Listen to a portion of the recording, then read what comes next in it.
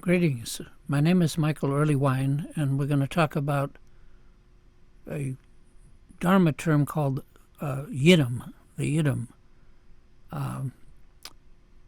In the Karma Kagyu lineage of Tibetan Buddhism, that's the one that I've been trained in, the concept of Yidam, also spelled as Ishtadeva in Sanskrit, is said to typically refer to a personal deity, a meditation deity that practitioners use as a focal point for meditation and visualization practices.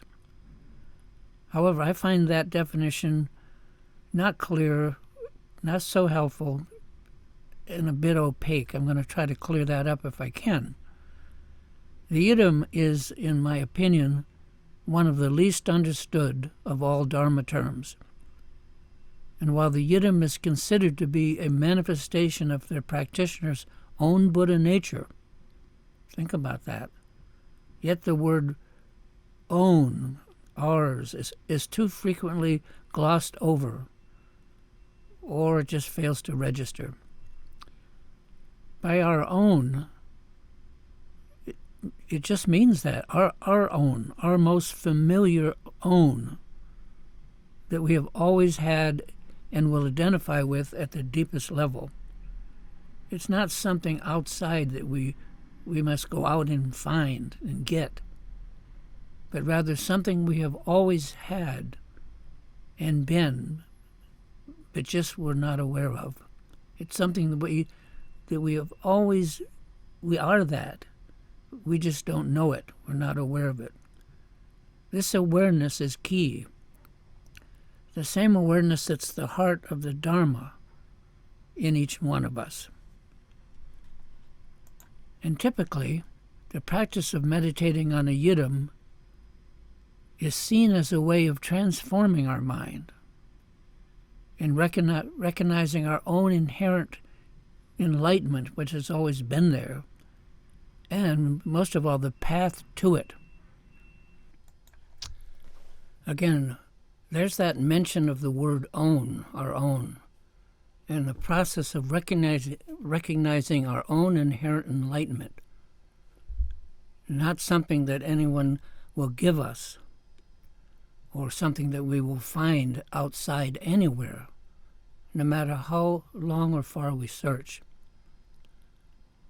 And now that's getting close to defining what a Yidam is, recognizing our own familiarity that we've always had with our inherent enlightenment that we're just not aware of. Again, the enlightenment, or our enlightenment, as I mentioned, is inherent. It's already within us. And all that's missing is recognizing it, or becoming aware of it. So let me attempt to put this in still other words. Our Yidam is not so much something that we pick out of a hat and declare, this will be my Yidam, although that happens sometimes, that we think we can choose or pick our own Yidam. I certainly tried to do that early on, but eventually abandoned it for reasons I'll try to explain. Instead, our Yidam is the one and only path to our recognition of the true nature of the mind. It's the way it's going to happen for us. I'm not saying it's already written in stone, but it's eventually going to be the way that works for us. The Buddhists say there may be 84,000 or so dharmas or dharma paths. Yet for us there's only a single path, one path or way that will actually work to introduce us to the nature of our own minds so that we recognize it. And that one path is already right here. It's inherent within us, just waiting for us to find it and follow it, for us to become aware of it. And that's what is called the classic pointing out instructions. Pointing out the nature of the mind. It's what they all are about. And the one who points it out is called our root guru. In Tibetan, our Sawe Lama. The authentic guide, they're the authentic guide who first successfully points out for us, so we get it, the true nature of the mind. And my teacher referred to this as introducing us to the nature of the mind, getting introduced to our own mind, which is a good thing to be introduced to, right?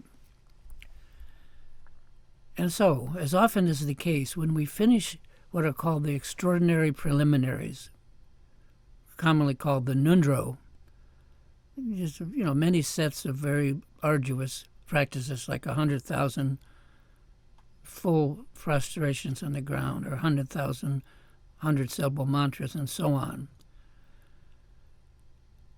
After that's completed, many are given or choose a Yidam, which we're talking about here, sometimes a deity, to especially focus on and practice. My only caution is that while we may have a leaning toward one path or another, by definition we don't know that path, otherwise we'd be on it. And we would already have achieved recognizing the nature of our mind. So I suggest this analogy.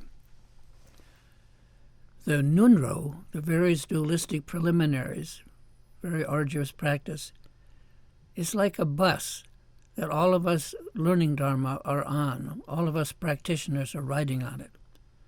And that bus makes various stops where one or more of us get off. And many of us get off at the same bus stop, same time and place. But here's my point. From the bus stop to our home doorway, that's our Yidam.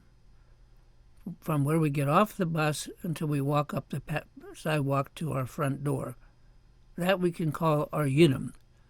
And that, for each of us, that's different from one another.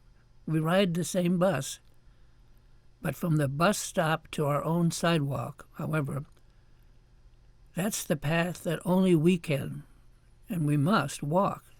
That's how unique a Yidam is. That's just an analogy. If that's understood, then our Yidam will come from deep within us, bubbling up through our personal filter, family, history, the most common stuff, and cloaked in our own internal language that we have and have always had, familiar only to us and totally familiar. It cannot be something that comes from outside or that we somehow manage to get or someone gives us. But rather our Yidam is something we have always had and known, but we've been unaware of it until it arises from within us and is known till we become aware of it. This is why the Dharma term recognition as to the true nature of our own mind has been said to be like recognizing the familiar face of someone we know so very well in a crowd. That's our own face, to borrow a little from Zen. That's the Yidam. And we have no choice but to follow it because the Yidam is the one path that will work for us.